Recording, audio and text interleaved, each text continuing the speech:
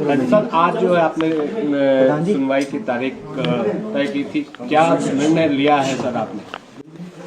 ऐसा है कि जैसा आपको मालूम है कि हमारे नालागढ़ से और आशीष शर्मा हमीरपुर से, इन्होंने 22 मार्च को विधानसभा की सदस्यता से जो है किया।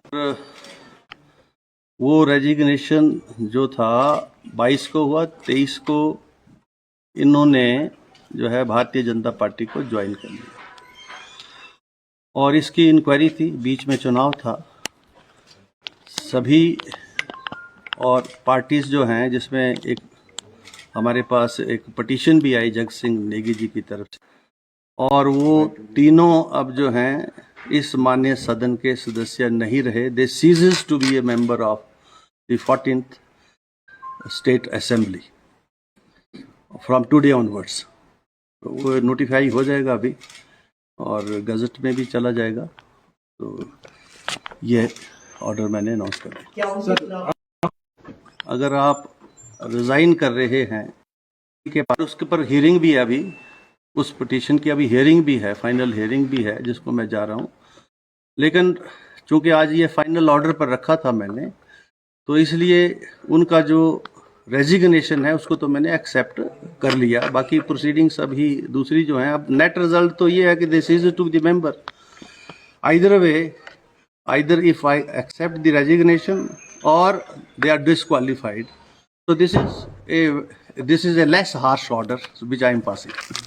सर अभी के लिए उनका इस्तीफा स्वीकार हो गया है, यानी वो अब सदन के सदस्य नहीं है? हाँ, सदन के एक्सेप्ट हो गया ऑर्डर, जो है अभी आपको मिल जाएगा साइट के ऊपर। जो जगत सिंह नेगी की पिटीशन है उस पर फैसला कब आएगा सर? आपने कहा कि फाइनल हियरिंग है उस पर। उसका जो ऐसा है ना, नेट रिजल्ट तो यही है कि they ceases to be a member of the 14th assembly.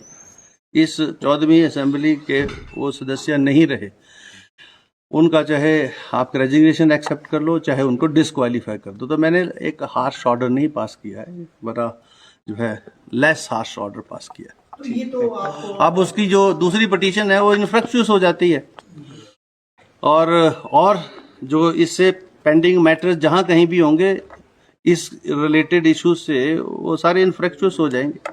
Sir इतनी देरी क्यों करी है? तो आप पहले नहीं कर सकते? आपने कहा कि इतनी देरी इसलिए क्योंकि बीच में आपको पता चुनाव भी था और सभी को बुलाया भी गया, चुना भी गया, और बजाय इसके कि जो है वो मामला यहीं रहता, आपको पता है हाई कोर्ट में भी गया मामला, और हाई कोर्ट से भी जो आदेश अभी तक हुए हैं, जो चीफ जस्टिस साहब का जो ऑर्डर है कि स्पीकर के डोमेन के अंदर हम दखल नहीं दे सकते। अभी वो 3rd जज को रेफर हुआ है, वहाँ फाइनली आर्गू हुआ है, पर उसका कोई मेरे पर कोई उसका वो नहीं है, कोई स्टे नहीं है कि आप प्रोसीडिंग नहीं कर सकते, अपना फैसला नहीं ले सकते। तो ये 2 महीने का समय जो है मिनिमम है, कुछ भी नहीं है, और इसमें इतना समय लगता है, टाइम भी देना पड़ता है, तो उस और जो रिकॉर्ड आया है उसको प्रोड्यूस भी करना पड़ता है। तो बड़ा डिटेल्ड ऑर्डर मैंने लिखा है, आप उसको देख लेंगे तो आपको खुद संतुष्टि हो जाएगी। धन्यवाद।